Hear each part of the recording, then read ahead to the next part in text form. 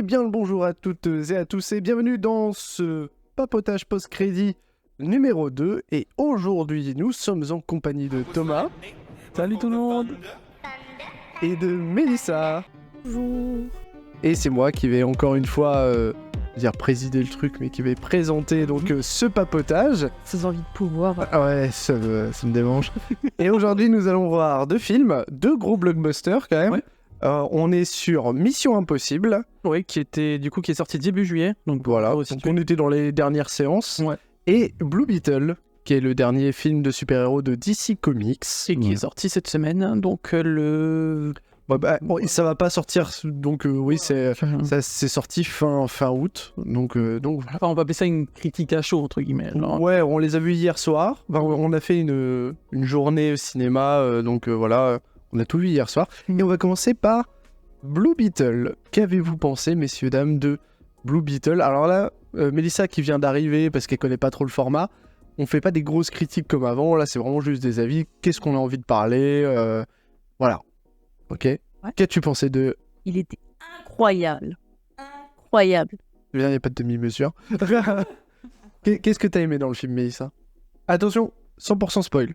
Je le dis, voilà. C'est bon, tu peux y aller.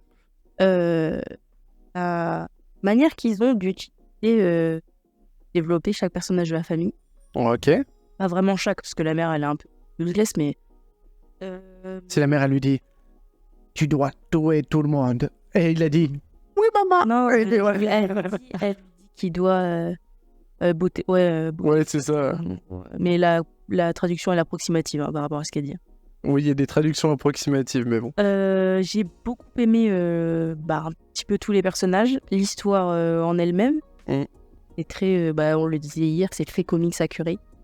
Et par contre, j'ai beaucoup aimé le méchant, pas la nana Cord là, la Victoria. Ouais, mais le robot. Mais l'homme, ouais. Comment il s'appelait? Je sais plus du tout. Oui, c'était un hispanique aussi. Il venait du Guatemala. Mais ouais. On sent dès le départ qu'il y a un truc un peu louche par rapport à son histoire. Mais vraiment, j'ai beaucoup aimé tout. Tout. Il n'y a pas un truc que j'ai pas aimé. D'accord, ok. Thomas? Alors moi, je trouve que c'est un bon film de super-héros. Par contre, avec du recul, je trouve que... Et Thomas, il arrive à prendre du recul en moins de 24 heures maintenant, c'est beau quand même. Non, mais en fait, c'est un bon film de super-héros. Oui. Mais j'ai pas eu le petit frisson. Alors, il y était peut-être à la fin, mais ouais, bon film, mais sans plus, tu vois. Après, tu connaissais pas bien Blue Beetle aussi? Ouais, comme je t'avais dit, moi, je l'avais connu dans les derniers épisodes de Smallville. Et ouais, bon, après, voilà, le costume... Elle est beau, hein. Il est très super beau. C'est un élément que j'ai bien aimé. J'ai bien aimé aussi la musique. La musique était cool. Les combats, les chorégraphies, elles sont pas mal aussi. Je trouve que Thomas, alors pour ceux qui n'ont pas vu la tier list Marvel, j'ai mon siège ici, je vais voir tout seul. Thomas, il nous a quand même dit une fois, ouais, c'est un super bon film, mais je zappe la moitié, il a dit, ouais, c'est ok, mais j'ai bien aimé 90% du truc. Non, mais voilà, c'est un bon film. C'est un bon film de divertissement, ça casse pas trois pattes, quoi. C'est... Oh, mais ça... je suis pas d'accord. Le côté famille est cool. En fait, j'aurais préféré... Enfin, il y a quelques... Je trouve que là, pour le coup, on développe beaucoup trop certains personnages. Et pour moi, genre, c'est pas nécessaire, genre, d'aller aussi loin. Voilà, aussi loin dans le développement. Pour moi, tu vois, s'il y avait seulement, genre, un bon développement du super-héros, un bon développement de son oncle... Pourquoi l'oncle en particulier Parce qu'en fait là on est sur un film qui est en fait l'origin story de Blue Beetle. Ouais.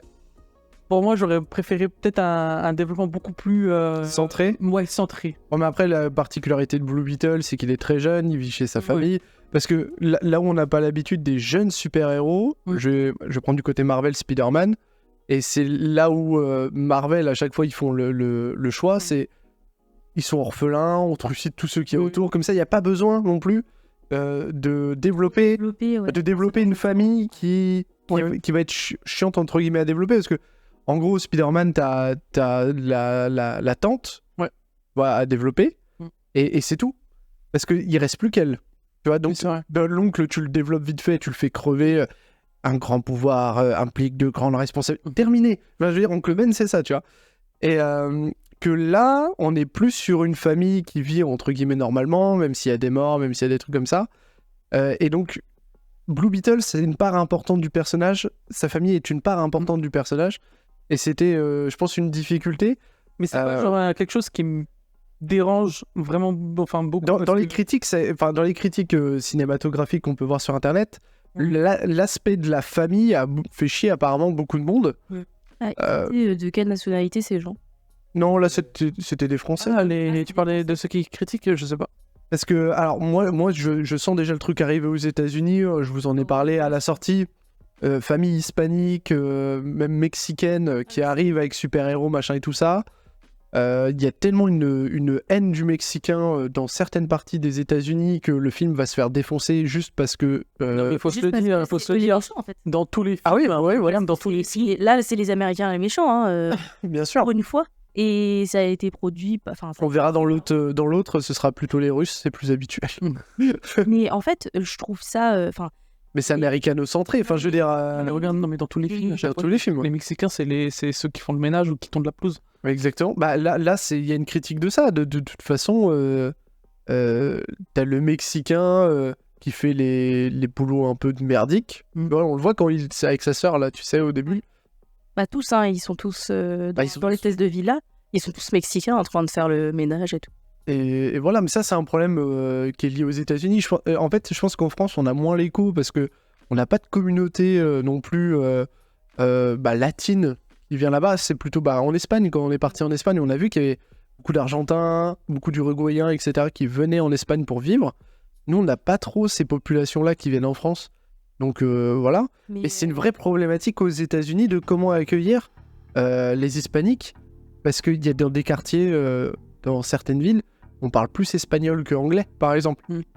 Et ça fait monter des gens comme Trump au pouvoir. Et je pense que c'est aussi un petit discours de attention, vous attaquez les Mexicains, mais regardez, c'est parfois que des pauvres gens, quoi. Enfin, parce que c'est des pauvres gens, hein, la famille de Blue Beetle, tu vois. Bah oui, et c'est bizarrement, enfin, pas bizarrement même, c'est les plus humains en fait. Et le truc, c'est que ils ont bien. C'est pour ça que je te rejoins pas sur ça, Thomas. Ils ont bien développé l'aspect famille mexicaine, famille latino. En fait, tu peux développer, mais en fait, je trouve que ça. Mais ça fait partie de lui en fait. En fait, le côté.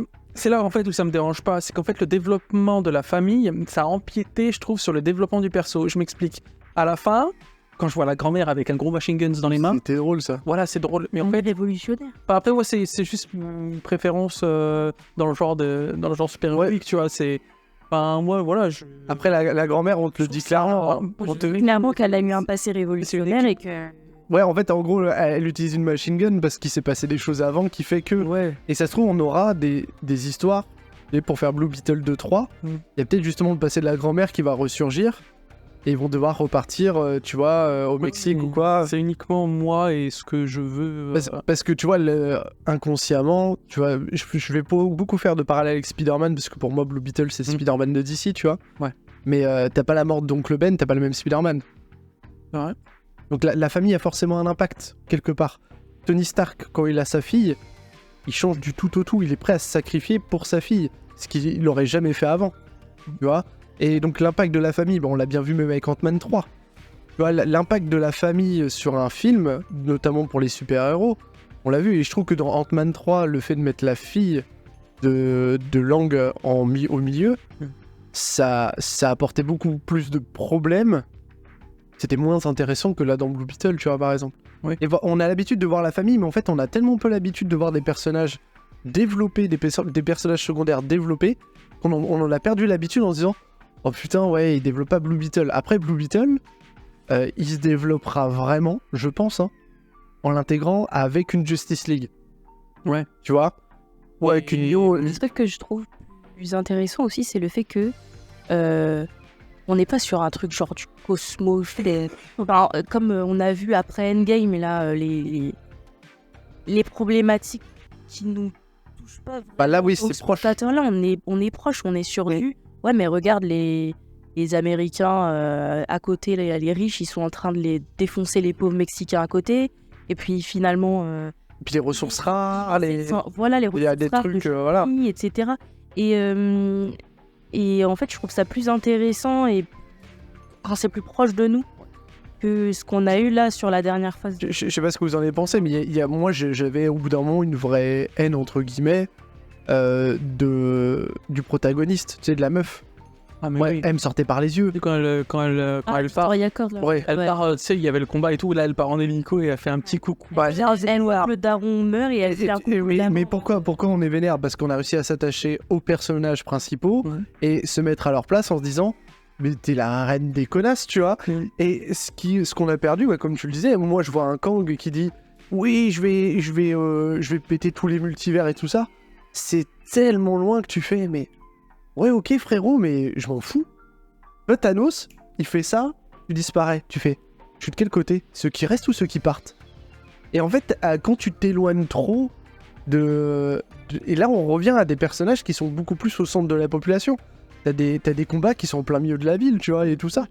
Et pour moi, c'est un super-héros. Alors, je sais pas ce qu'ils vont faire, parce qu'il y a pas 50 000 trucs à faire avec Blue Beetle. Faut l'associer avec d'autres personnages, en fait, je pense, après. Bah, c'est un très, comme je te disais, c'est un très bon pote de Superman. Moi, je pense qu'avec un Shazam, ça peut être rigolo. Aussi, ouais. Tu vois, avec un Shazam, ça peut être rigolo. À voir s'ils vont faire des Titans et l'intégrer dans des Titans, par exemple, parce que comme il est super jeune, il peut s'intégrer aux Titans. Alors, il faut savoir que Blue Beetle, du coup, c'est confirmé, ça fait partie du nouvel univers que James Gunn veut créer. Et donc, les références à Batman, Superman et tout, c'est les Ben Affleck, c'est pas Henry Cavill. C'est vraiment le Superman, le nouvel acteur qui a été casté là très récemment. Donc voilà. C'est les prochains personnages qu'on va voir. Ouais. Voilà, ok. Donc c'est un peu un risque aussi de commencer par Blue Beetle. Un risque, ouais, parce qu'il est pas connu, je pense, du Même pour Iron Man, c'est pour ça que je te dis Iron Man en 2008, c'était Il était pas connu, hein. Il était pas connu. Ils ont pas commencé par un Spider-Man, un cas fantastique, ils ont commencé par Iron Man qui est un personnage qui a été créé un peu plus tard quand même, tu vois. Ouais. Donc je me dis, Et puis Blue Beetle, c'est le parfait mélange quand même entre un Spider-Man et un Iron Man quand tu vois le truc, hein. Ouais. C'est... Alors moi, ce qui me ferait plaisir, tu vois, c'est pareil, on est tous dans ces trucs de cosmos. Enfin, il y a un peu du cosmos quand même, parce que le scarabée, il vient d'ailleurs et tout. Ça serait bien dans la même lignée, maintenant qu'ils font des choses super belles, c'est un Green Lantern. Là, quand j'ai vu ce qui pouvait être fait, tu vois, avec un Blue Beetle, je me dis, mais qu'est-ce qui pourrait être fait avec un Green Lantern? Parce que c'est vrai que le Green Lantern, il a super mal vieilli, donc les effets, ils sont pas très beaux. Bon, il y a des trucs, on en avait parlé déjà, Thomas, toi tu trouves que ça va encore? Moi, je trouve que ça va. Mais il y a Je un... trouve qu'on crache trop en fait sur ce film. Il y a un vrai... Quoi Moi je trouve je suis désolé, il y a des boosts mais qui sont... Moi, c'est... Non, mais ce film m'a fait aimer l'acteur, Ah oui, oui. mais m'a pas fait aimer Green Lantern. Enfin, je veux dire, il y a trop de choses qui vont pas dans le film. Mais je pense qu'il y a un vrai truc à faire avec Green Après, moi, Lantern, c'est intéressant. À l'époque, je lisais pas du tout de comics Green Lantern. Et par donc, contre, Thomas, j'avais t'es sorti du cadre de ouf. Ah ouais, de ouf. Alors, pour ceux qui nous regardent sur YouTube, on est désolé d'avance, on sera flouté cette fois-ci pour des droits d'image par rapport à Mélissa qui ne veut pas apparaître sur YouTube. Et elle a bien raison. Salut, c'est moi. Non. Mais c'est juste voilà, pour éviter des... Est-ce que vous pensez que Blue Beetle, ça aurait pu être, par exemple, une série d'ici? Est-ce que ça aurait pas été plus intéressant sous forme de série? La découverte du scarabée, genre... Ouais, si, ouais. Je sais pas. Qu'est-ce que vous en pensez? Moi, je pense que oui. Mais ça. Je sais pas. En fait, je me dis que je connaissais pas déjà le personnage. J'attendais rien du film et j'ai été battée parce que j'ai beaucoup aimé ça. Mais par rapport à ce que vous dites, si vous me dites que l'histoire lui faut un autre personnage, je me dis que un truc aussi profond qu'une série, ça aurait peut-être pas collé. Ok. Que un film, ça suffit. Mais comment on évalue ça? Genre, Non, je sais pas, non, c'est une question comme ça. Pourquoi un film serait... enfin, en termes d'avantages et d'inconvénients, tu sais, genre en quoi un film... Bah, la série, elle permet de développer plus facilement tous les personnages. Les développements, ouais. Bah, parce que t'as un temps qui est plus ou moins illimité, souvent de séries. Sur la série, t'aurais pu avoir genre des flashbacks de la grand-mère au Guatemala, non, au Mexique. Ah ouais. Avec, ouais. enfin, tu vois, des trucs comme ça. Alors que là, on a Ou pas t'aurais le temps. pu même avoir les 2 premiers épisodes où tu le vois dans son école à Gotham. Ouais. Parce que quand vous regardez le suite, c'est un suite Gotham City. Ouais. Où il aurait pu faire la rencontre par exemple de Batman Tu sais, un truc à la con, genre lui il se fait agresser, t'as Batman qui vient pour le sauver, un truc comme ça, pour faire du lien. Le problème, c'est que je pense que le nouveau Batman, ce sera pas Pattinson, hein, ce sera un autre. Hein. Non, c'est confirmé. Par contre, ça... Non, parce qu'en fait, Batman de Pattinson, c'est une autre ligne encore. Mais pourquoi il faut autant de lignes là Mais en fait, parce que d'ici, ils disent, on en a rien à foutre. On sait qu'il y a le multivers, tout est éclaté. Ils font autant de lignes qu'ils veulent pour développer autant d'histoires qu'ils veulent. Ils font un peu comme les comics. Tu sais, les comics, t'as Batman, et t'as plein d'histoires de Batman différentes qui peuvent se passer. Ça se gère bien. Ouais, enfin, je veux dire, moi, je sais quand je veux voir un Batman très détective, j'irai voir celui de Pattinson. Quoi. Moi, je voulais. Mais ça va continuer, hein. Ouais. Ça va continuer quand même, mais c'est juste que ça va perdurer sur les mêmes lignes. C'est comme si, là, demain, t'avais un Spider-Man de Tom Holland, un Spider-Man de Maguire et un Spider-Man de... Merde, j'ai oublié Andrew Garfield en même temps. T'as pas du tout les mêmes enjeux, t'as pas du tout les... Mais c'est 3 Spider-Man, tu vois. Et je pense que ça, on va y arriver. Ouais, peut-être en série, tu vois, là où Mélissa, elle disait, tu vois, on n'a pas ce côté un peu alien. Là, on est vraiment terre à terre, sur Terre, avec les problèmes que les humains, enfin, les problèmes de, par exemple, les latinos, là, pour être plus précis. Mais d'un autre côté, tu vois, les civils, on n'en a pas vu tant que ça. Genre, si au début, tu sais, quand ils coupent le bus en deux. Voilà, mais on était plus sur ah non, si, il avait quand même demandé est-ce que vous allez bien, etc. Ah ouais, attends, et il se bat quand même dans son quartier, t'as tout le monde qui sort dehors pour regarder, ils comprennent pas ce qui se passe. Non, ouais, j'avoue. T'as tout le truc. Mais tu vois, je me dis en série, on aurait vu davantage ça. Ouais. Donc, ouais. Bon, après, je sais pas, c'était vraiment une question comme ça, mais bon. Pour moi, quand même, ça reste un bon film de super-héros. Oui, voilà, bon film. À voir ce qu'ils vont faire après, par la suite, puisque à la fin, on a quand même une scène post-crédit sur le papa qui envoie un message. Le papa plutôt de la fille. De la fille, ouais, de la meuf de Thomas. Tête corde. Hein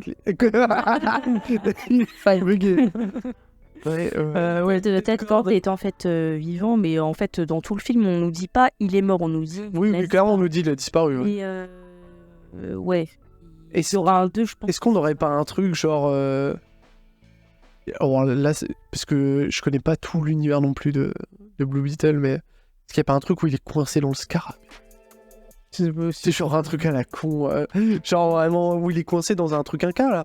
Tu sais, il avait plein de... Je sais pas. Moi, il y a un truc qui m'a un peu frappé, c'est que sa fille a dit il utilisait beaucoup tous ses gadgets et tout ça, et en fait, on voit qu'il y a des mannequins dans la pièce. Mais il en manque ses costumes. Il manque un costume. Oui, mais il manque un costume, et en fait, on zoome... Quand il parle, on zoome sur le visage d'un des mannequins. Ouais. Oui, justement parce que... coincé dans le mannequin. Ah oui, non, c'est parce que il a le costume. Et alors, j'ai regardé le costume, tu sais, avec les grosses lunettes. Ouais. Et c'est le premier design comics de Blue Beetle, en fait. Là, celui qu'on voit, c'est le nouveau, tu sais, avec tout l'appareil et tout ça. Et en fait, les premiers, il n'était pas du tout comme ça. Il avait des grosses lunettes et tout. Et chose que j'ai appris, c'est que le Ted Kord, en fait, il avait pas réussi à être en symbiose avec le scarabée, et donc il avait créé ses propres, ses propres gadgets. Ouais. Et donc c'est pour ça que ce costume, il était un peu genre très simple. Il était light, quoi. Enfin, c'est un costume très light. Un peu costume, ça me fait penser au costume de The Flash, les premiers, avec les grosses lunettes et tout. Ouais. Ça me fait penser un peu à ça. Mais c'est assez intéressant à voir comment ils vont le développer par la suite. Je pense qu'ils vont avoir besoin d'un autre personnage, malheureusement, pour faire autre chose. Un Green Lantern, un Superman, même un Batman, tu vois. Ça peut être quelqu'un qui l'appelle en disant, tu sais, de son université de droit, ouais, j'ai des problèmes, tu peux venir à Gotham et tout, et puis clac, tu vois, ça peut faire un lien. Et on verra. Pour le coup, le prochain, là, c'est Superman Legacy. Le prochain, ça sera quand? Par James Gunn, 2024. Ah oui, donc on a le temps. Mais là, le truc, c'est qu'on va arriver en 2024 et le tournage n'a pas encore commencé, donc je me dis, on aura une sortie de 2025. Ouais, au moins. Je dis, allez, janvier 2000... D'accord, je sais pas, ouais. Retenez bien cette date. Le truc, c'est que avec les grèves qu'il y a en ce moment, c'est un peu la... Ah oui, là, c'est grave la merde, même. On peut absolument pas se projeter. Il y a pas aussi des Marvel qui ont été décalés de 3-4 ans Je même plus à comprendre. Là, je sais pas. Je pense que les 4 Fantastiques, tu les auras dans 2035. Mais ils galèrent déjà sur le casting. Bah oui, bah. Et là, il y a eu plein de rumeurs qui disaient que c'était... Comment il s'appelle celui de Star Wars? Ah, Kylo Ren, ouais. L'acteur qui joue Kylo Ren, en gros, il aurait signé, ils étaient en mode pour parler finaux. Ouais. Non, en fait, c'est pas lui. Hein. Non, si, en fait, il aurait eu vraiment des pourparlers, mais il aurait refusé après avoir lu le script, il n'aurait pas réussi à rentrer dans le personnage. Donc là, ils sont en train de recaster. Attends, c'est pas bon signe quand même. C'est pas bon signe du tout. En fait, un acteur, pas bon signe. Un acteur. Alors, c'est tout à son honneur de refuser en se disant, moi, je pourrais pas aller dans le personnage parce qu'on en a vu d'autres pour le pognon, ils en ont rien à foutre. Mais est-ce qu'il n'y a pas des trucs bizarres dans le script? Moi, j'ai entendu dire que après, bon là, on divague. Parce que Adam Driver, il a quand même joué des rôles pas faciles, quoi. Enfin, je veux dire, Kylo Ren n'est pas un rôle facile à apporter. Hein. Tu vois, à voir. Bon. Ouais. On passe au deuxième film que Mélissa a adoré. On va parler bien entendu de Mission Impossible 7, Reckoning. Dead Reckoning, je crois. Ah, excusez, putain, j'y arriverai jamais. Alors, c'est Dead. Si ça vous dérange, c'est moi qui vais demander mon avis en premier pour une fois. Vas-y. C'est mon premier Mission Impossible sans m'endormir. Ah, c'est ce qu'il m'a dit aussi, ouais. Non, alors en fait, je pense que je le regardais jamais dans de bonnes conditions, en fait, les Missions Impossibles. Et je m'endormais à chaque fois devant, mais c'est pas de la faute forcément du film, c'est juste moi qui est pas dans le bon mood. Je suis un peu partagé sur ce film Mission Impossible, parce qu'en fait, je sens que je peux pas le juger entièrement, parce que c'est que la première partie. Je sais pas si vous voyez ce que je veux dire. C'est-à-dire que là, j'ai un avant-goût de ce qui va se passer. Je sais qu'il y a cette histoire d'intelligence artificielle, j'aime bien, on en a déjà parlé tous les trois, et l'intelligence artificielle qui veut démonter tout le monde, il y a l'histoire des clés, les tours de magie, les passe-passe, des cascades de fou à la fin. Surtout à la fin, je trouve. D'ailleurs, un peu déçu de ça, que ça se concentre sur les 20 dernières minutes, toutes les cascades, même si c'est très impressionnant. Et t'as des scènes rigolotes aussi, un peu avec la Fiat, la 500. Oui, c'est assez rigolo, bon voilà. Les poursuites et tout. Il y a des trucs vraiment sympas. Enfin, je veux dire, l'aspect espionnage et tout, j'aime beaucoup les changements de masque et tout ça. J'ai beaucoup aimé. Mais j'ai l'impression de ne pas avoir le produit final parce que j'ai pas la deuxième partie. Et donc, je me dis, ça se trouve, je vais dire, ouais, c'est trop bien. Et je vais voir la deuxième partie et en fait, je vais être super déçu de ce qui va se passer. Pour l'instant, on va dire, c'est un bon début. Pour moi, c'est un bon début. J'ai vu plein de choses intéressantes. Il y a un petit moment dans le film où je trouve que c'est un peu plus longuet. Je me suis un peu plus ennuyé, mais je trouve que c'est le film d'espionnage qui veut ça aussi. Et il faut rechercher, il faut mettre en place des solutions et tout. Mais après, ouais, bah, du grand Tom Cruise, quoi. Moi, j'étais très impressionné des scènes de cascade quand on sait que surtout c'est lui qui fait tout, quoi. La cascade... en fait, ouais, mais elle est plus si impressionnante parce que tu vois tous les making-of partout, tu vois tous les trucs, putain, merde. Mais ouais, le mec est chaud, quoi. Avec le train et tout, je trouve que c'est juste un petit bémol. Et après, je vous laisse parler. C'est le méchant, là. Comment... Gabriel. Mec, si tu nous écoutes, Gabriel, t'es nul. Genre vraiment, aucun charisme. Heureusement qu'il y a Lia derrière qui... Ouais, c'est comme je te disais, en fait, c'est plutôt... C'est un outil, en fait. Ouais. Mais il est pas... Moi, son histoire... Bah, tu vois, l'histoire avec Tom Cruise, j'ai peur que... Après, ça parte en guéguerre. T'as tué ma femme! Mais non, j'ai pas tué ta femme, mais si, t'as tué ma femme! J'en ai rien à foutre. C'est genre vraiment... C'est plus complexe que ça. Ouais, mais je suis pas... Il avait déjà une femme dans Mission Impossible 3, et d'ailleurs, il la revoit dans la 6, dans le Mission Impossible 6. Mais à mon avis, c'est une histoire qu'on connaît pas, qui s'est passée avant le 1. Oui, mais c'est ce qu'il dit. C'est avant de rentrer chez Mission Impossible. Donc, mais ça m'intéresse pas. Je vais être honnête, c'est un pan du film qui m'intéresse pas. Oui. Le fait que, tu vois, la meuf, elle est à choisir entre Tom Cruise et Gabriel sur à qui remettre la clé et tout ça, ok, parce que ça rentre dans le truc. Bon, après, tout le petite histoire, m'en fous. Il y a un peu de profondeur à l'histoire. Ouais, je sais pas. Qui veut prendre la parole sur... Moi, j'ai surkiffé de A à Z. Faut savoir que je suis un grand fan de la saga Mission Impossible. J'avais surkiffé le 6. Je me suis dit, comment ils peuvent aller au-delà d'une cascade avec des hélicoptères. Et dans le 6... quand il avait sauté en parachute au-dessus de Paris, je me dis mais comment on peut aller au-delà, tu vois. Bah, je me dis en fait ils l'ont fait, et je me dis incroyable, genre les cascades à la fin, le train, la cascade en moto, Rome, même au début dans l'aéroport il n'y a pas de cascade, mais le rythme il est tellement dans l'action et franchement moi je suis dedans de A à Z, et les moments longs justement, moi, en fait, il y avait des discussions entre les personnages, et j'étais tellement dedans à vouloir comprendre, en fait. J'étais vraiment dedans pour comprendre la chose, et du coup, j'ai vraiment pas trouvé ça long du tout. Mais il y a des moments, je te sentais à côté, tu sais, qui se fait du cul à côté. Ah, mais il y a une capacité à stresser. Non, mais genre vraiment, il était à côté et il s'agitait. Il fait ah ouais, c'est pas possible.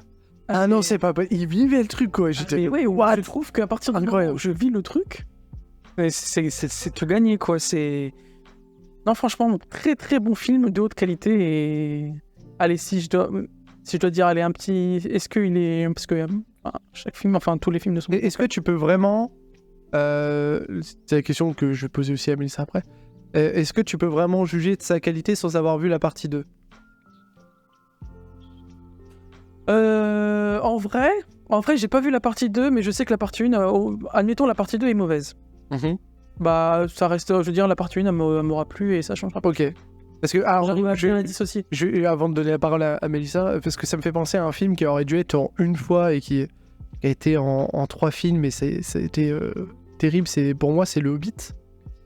Dans le sens où le premier film est bon, le deuxième est moins bon et le troisième est catastrophique, mais en fait, il est tellement catastrophique que ça te donne plus envie de regarder les 3 films. Tu vois ce que je veux dire? Et c'est pour ça que je te pose la question, tu vois.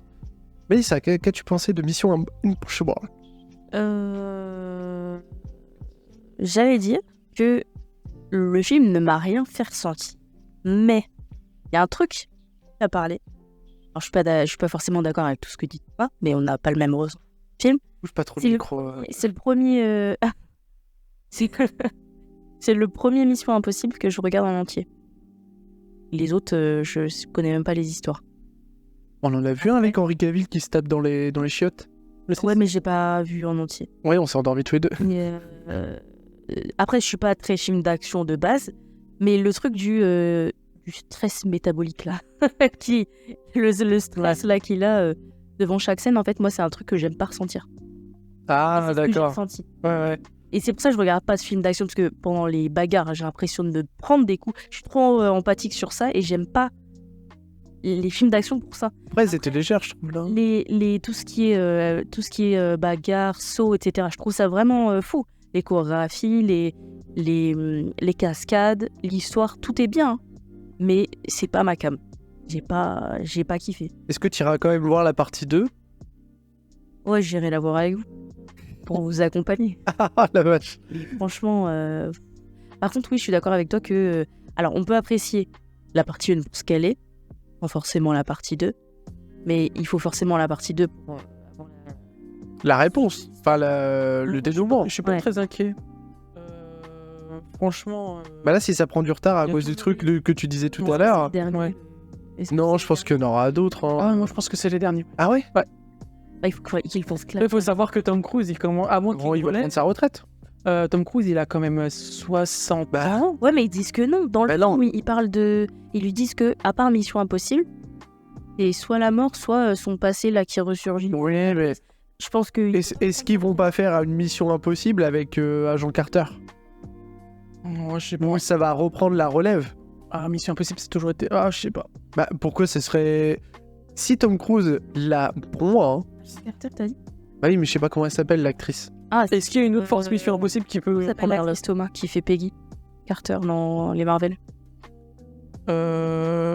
D'accord, bon, c'est pas grave. Si je l'ai. Voilà, Atwell, Atwell, un truc comme ça. c'est trop dur à dire. La brune. Et non, mais imaginez s'il passe le flambeau. Regarde, moi je pense à un truc, mais on disait Rocky, c'est toujours... C'est n'importe quoi, c'est Stallone. Au final, Creed a réussi à faire une passation. Désolé, Creed fait partie de la saga Rocky, hein. C'est la suite. Ah oui. Pourquoi on pourrait pas avoir Agent Carter qui prenne la suite? Parce que là, c'est clairement lui qui l'a fait rentrer dedans, machin et tout. Est-ce qu'on peut... Je crois qu'il est vachement mis en avant, ce personnage-là. Est-ce qu'il y a des personnages comme ça qui avaient été vachement mis en avant comme ça? Bah, dans Mission Impossible 3, il y avait une fille qui est... pour ceux qui ont regardé, c'était la blonde justement qui se faisait entraîner par Ethan Hunt, mais qui a mal fini. Et du coup, il en a pas réentraîné. C'est la première fois qu'on a un personnage qui est peut-être aussi présent. Celle qui est... full spoil, hein. Oui, c'est full spoil de toute façon. L'agent qui est morte, je sais plus comment son nom sur le pont. Oui. Moi, je pensais que ça allait être aussi une... Parce qu'on l'avait vu dans le 5. On sait que ça allait être aussi un personnage qui prendrait la relève. Au final, tu vois, elle est morte, donc je sais pas. Ouais, donc si elle survit potentiellement après, Potentiellement, survie, je pense que... on verra bien. Parce que à quand un James Bond aussi féminin, tu vois, parce que c'est la licence qui est un peu... Après, je me dis, tu vois, on a vu que ce personnage-là, c'était quelqu'un d'assez peureux et de... Tu vois, qui avait... Oui, justement, c'est ça qui est intéressant. Est-ce que, par exemple, il y a d'autres films où, justement, elle serait entraînée et... Non, mais tu vois... Est-ce qu'on peut pas aller dans l'initiation? Heureux, mais le truc, c'est que on voit que clairement pas. Elle est animée, en fait, par l'adrénaline. À la fin de la scène du train, la grosse scène du train, Je pense qu'elle a les cheveux quand elle même. va dire Oui. clairement, elle dit clairement, je sais que vous allez me proposer le choix et j'accepte. Ouais. Alors qu'elle a failli crever Ouais, mais c'est à la fin. différents wagons. Oui, mais bon. Non, mais quand même. Et puis elle a des capacités, on va dire, de subtiliser des choses qui sont quand même extraordinaires. Donc on va avoir besoin de ça aussi. Et puis faut pas oublier que pour l'espionnage, le fait d'être une femme donne certains avantages. non, mais sans déconner, ça permet de romancer autrement que par un homme. Oui. Parce que quand tu regardes, je suis désolé, hein, les Missions Impossibles et les James Bond, il y a toujours les mêmes trucs, c'est... Je suis charismatique, j'ai la grosse bagnole. Et d'ailleurs, là, Regardez Nana à côté. ouais, je me tape toujours une nana, machin et tout ça, tu vois. Bah, il y a toujours des trucs qui arrivent, et puis je suis viril parce que j'ai le gros flingue, j'ai le gros machin, j'ai le gros truc. Et d'ailleurs, je trouve il fait un pied de nez avec la Fiat 500. T'as la grosse Lamborghini, t'as la Fiat 500 qui sort. J'ai trouvé ça très drôle. Mais le fait d'avoir une femme pour l'espionnage, des fois, t'es un peu plus... Tu peux avoir des scènes de combat tout aussi impressionnantes, mais t'es plus dans la subtilité de l'approche. Ouais. Tu vois? Parce que c'est très différent dans comment la société considère une femme. Donc forcément, les techniques d'espionnage sont différentes. Surtout en fonction du pays, tu vois. Et donc, ça, Le truc de la Fiat 500. moi, j'ai trouvé ça assez drôle. Le fait qu'elle lui dise mais t'inquiète, c'est pas grave, vas-y. C'est pas grave, prends ton temps et quoi. Ouais. Et ben ça, je trouve que c'est bien comme message. Par contre, alors je sais pas si c'est vrai, hein, mais elle avait l'air de vraiment déraper de ouf, la Fiat 500 chez lui. Il n'y avait pas de comment dire, Moi, je pense qu'elle a été. De direction il assistée. n'y avait pas de direction assistée, ouais, ça devait être un sacré Il y a un bordel. élément qui m'a surpris pour avoir vu tous les Missions Impossibles. C'est la première fois qu'il y a de l'humour. Ah ouais? Ouais, dans la petite Fiat 500, au moment où, je sais pas, à un moment, il tombe et il change de place. Pendant Oui, oui. il se regarde et genre, c'était... Il y a eu plusieurs points. Il y a eu plusieurs points d'humour. Hein. Et ça m'a... Ça, Elle ouais, ouais. ça m'a assez surpris. Si vraiment... Attends, je réfléchis. Allez, on va dire que les notes d'humour, les dernières, et encore je trouve que c'est pas vraiment de l'humour, c'était peut-être dans Mission Impossible 2. Mais là, vraiment, on a vraiment... Ouais, c'était un bail. Mais ouais, là, franchement, il y a eu de l'humour. Donc... Mais j'ai l'impression que les codes du cinéma aujourd'hui, t'es obligé de mettre de l'humour. Ouais. Oui, mais c'est léger, mais t'as l'impression que quel que soit le type de film, tu vois, j'ai revu Uncharted par exemple. Ouais. Tu fais de l'action-aventure et d'un coup, pour pas trop perdre le téléspectateur, hop, point d'humour, ça y est, je t'ai repris, on retourne dans le truc, tu vois. C'est la situation qui est humoristique parce que Bien sûr. Ethan Hunt et la fille qui s'appelle Grace, je crois, et bah, genre, ils sont pas en train de rire, tu vois. Ah oui, donc clairement, bah, Merde. Donc, ouais, c'est la situation. Donc, j'ai bien aimé le rôle aussi de l'actrice qui joue Mantis dans Les Gardiens de la Galaxie. oui, la mercenaire, ouais. Très bon rôle, elle joue très bien, et c'est intéressant de la voir dans un rôle beaucoup plus punchy qu'avec Mantis, parce que c'est vrai que... Elle joue très bien sous sa mort. Pour ça va. Cotillard 2.0. Oh la mort Cotillard 2.0. Mais c'est pas ça, tu veux qu'elle meure comment? Non mais attends, Non, mais elle attends, meurt comme tu Cotillard. ta tête comme ça, elle s'est rondie. Elle a juste fait. Comme ça. Non, Elle a juste posé sa tête. Ah non, là, vous exagérez. les Français, on sait pas Ah. mourir, je crois. Ça, c'est un truc... je suis pas d'accord. Il m'a dit les Français, on sait pas mourir aussi. Non, je suis pas d'accord. Non, c'est moi. Mais Cotillard, elle est en train de convulser au moment de mourir. Là, non, là, c'était comme si elle s'endormait. Parfait. Il y avait rien d'excès ou... Par Il y avait contre, pas oui, d'excès. j'ai beaucoup aimé Le rôle, ouais, son rôle est bien. Ouais. Mais elle meurt pas en plus à la fin, elle a Oui, du rien. coup... Elle a du coup. Par contre, Ça va donner l'élément clé, je le pense. policier Renoir, là, Ouais. Lui, il va. lui, il va je dans pense, dans la partie 2, lui, il va basculer. Parce que, alors, si vous voulez, pour ceux qui... Voilà, on a une équipe de policiers qui traque en fait... comment il s'appelle, merde. Ethan Hunt. Ouais. Je voulais le nom de l'acteur. Tom Cruise. Oh, Tom Cruise. C'est le plus simple pour tout le monde. Et en fait, vous avez donc un vieux, 50 ans à peu près, Ouais, c'est ça. blanc, et puis un jeune, Renoir. Et le jeune, plusieurs fois, il commence à douter, il commence à poser des questions. Et tu sens qu'il est dans la bonne logique. Et il y a un moment, ça m'a tué, c'est quand il a dit ouais, mais quand t'as une surpuissance, une IA qui est si surpuissante, est-ce qu'on n'est pas tous dans le même camp? Ouais. Non, De l'arrêter, tu sais. Il a dit, est-ce que c'est pas dérangeant d'avoir autant de pouvoir dans la main d'un homme? Et de toute façon, si ça mène à l'apocalypse, est-ce qu'on n'est pas justement tous dans le même Ouais. pendant la... Et l'autre, tu sens que c'est juste un mec qui applique. Ouais, lui, il applique. Ah, il applique. Ouais. Genre vraiment. C'est qu'il y a un passage dans le train où, après cette petite scène où il parlait avec son coéquipier, bah, envoyer un peu chez le patron en lui disant Ah oui, c'est assez drôle. pas savoir ce qui se passe. Oui, c'est ça. Je vous ai pas vu, vous êtes pas là, donc. Je pense qu'il devait pas être là. Et le truc, c'est que même il lui dit, genre, admettons, tu détiens ce pouvoir dans les mains, tu fais quoi? Ouais. Je remets. Lui, il était persuadé, genre, je suis sûr que tu vas le garder et que tu vas faire des dingueries. Et il fait, non, moi je pense que c'est trop de pouvoir pour une seule personne. Non, il est raisonné, ce gamin-là, et j'ai hâte de voir s'il va intégrer l'équipe ou non, parce que tu sens que le raisonnement, ou du moins sa manière de penser, va l'amener à. Ouais. Et avoir. Parce que ça a l'air d'être un mec en plus sur le terrain qui marche bien. En fait, on voit le décalage aussi de génération entre les différents agents, puisque en fait, t'as le passage du train où ils doivent dire à tous les civils finalement d'aller dans la fin du train. Et lui il dit mesdames, messieurs, il va falloir aller dans le... Il se fait couper. T'as l'autre là qui tire un coup qui dit Ouais, mais ça va plus rapidement quand même. Il y a plusieurs passages comme ça où on voit le décalage, et puis t'as l'autre. Pourquoi tu tournes autant ton micro? T'as l'autre. Ouais, c'est mieux. T'as l'autre le plus jeune du coup qui à chaque fois fait des têtes un peu bizarres quand il voit les réactions de son vieux collègue. Tu vois, comme si en fait. Mais t'as un décalage. Non mais ces réactions elles sont passées et maintenant on va avoir d'autres nouvelles choses à voir. Aussi même un message par rapport au film, tu vois. J'y vois un peu plus... Je philosophe trop. Ouais, trop. Et d'ailleurs, petite anecdote sur le policier de 50 ans, il faut savoir que ce gars-là, il a toujours des rôles de flic. C'était le flic qui était dans le Joker, le film Joker. Tu sais, il y avait 2 flics aussi, et il faisait aussi partie du duo de policiers qui traquait Joaquin Phoenix.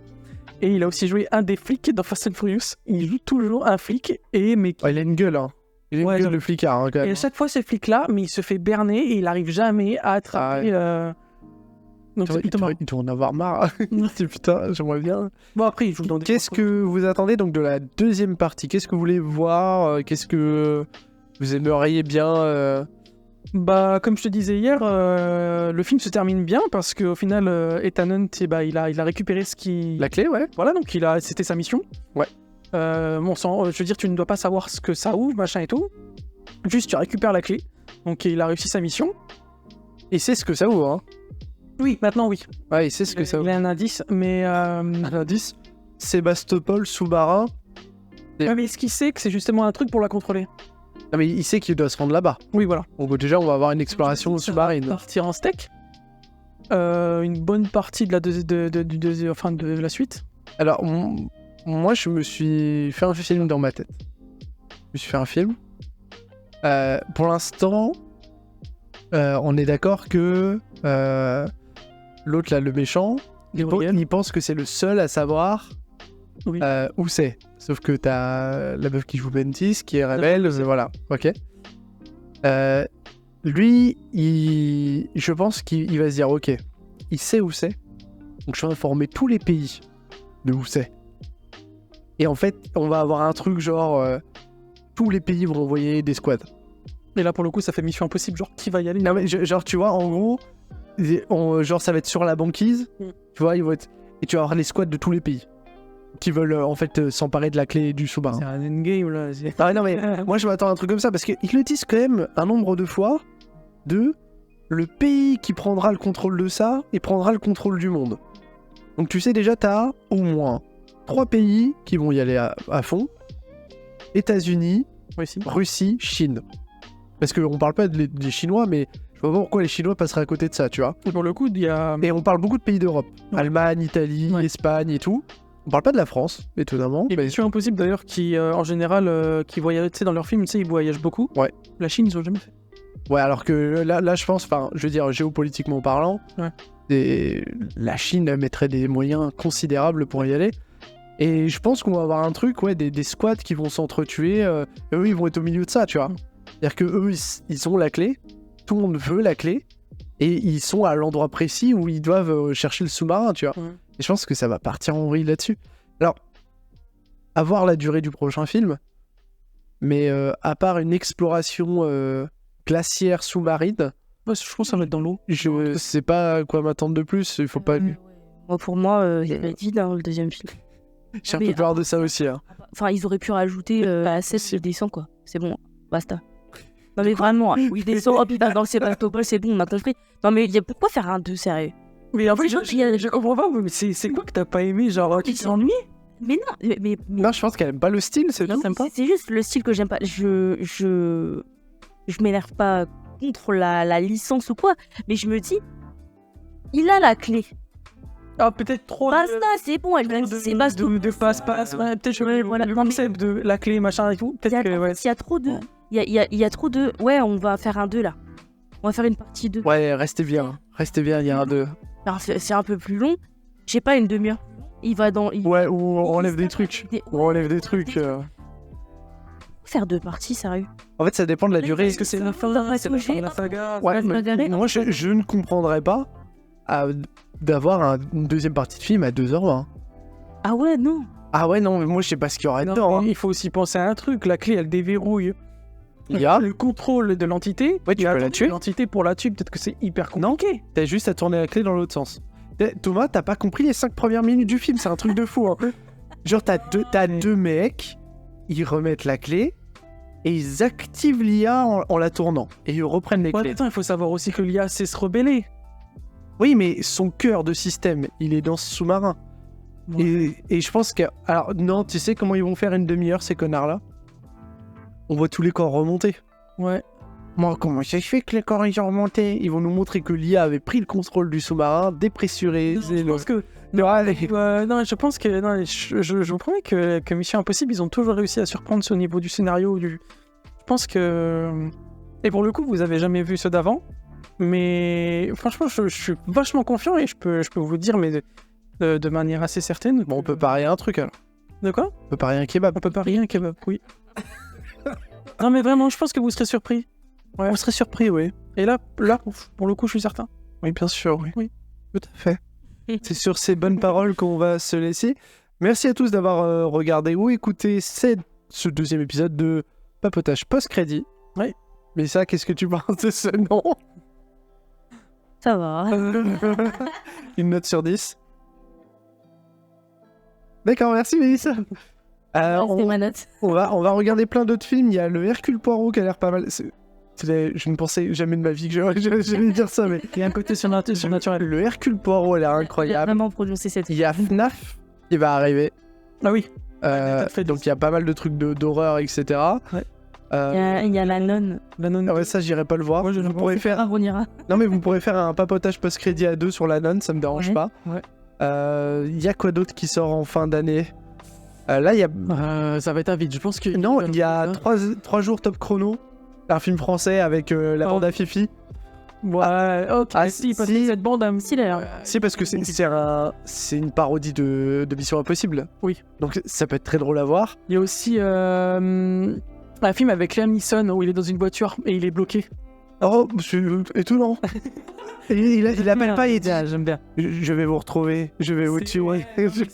C'est un film à suspense et puis je suis assez bon client que ça. Ok, bon bah on ira voir ça. Donc voilà ce qui risque de vous attendre dans les prochains papotages post-crédit. N'hésitez pas à nous proposer des films. Les scènes de train m'ont beaucoup donné envie de regarder. Ouais, de re-regarder Bullet Train. Ouais, Bullet Train il est vraiment bien. Ça j'aime bien. Merci à tous, des bisous et à la prochaine. À la prochaine.